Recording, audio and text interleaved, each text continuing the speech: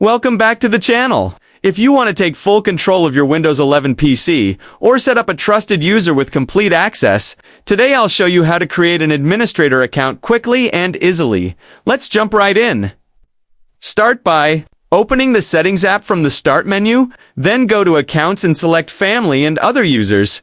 Here you'll see the option to add a new user. Click Add Account and enter the new user's name and password. Once the account is added, click on the user's name and choose Change Account Type. From the drop-down, select Administrator and save your changes. Now, that account has full administrator privileges, which means it can manage system settings, install apps, and make important changes on the device. If you need to check your device's serial number or model list, especially if you're using a Lenovo PC, you can visit the Lenovo support site and use the Detect Product feature. This may require downloading the Lenovo Service Bridge.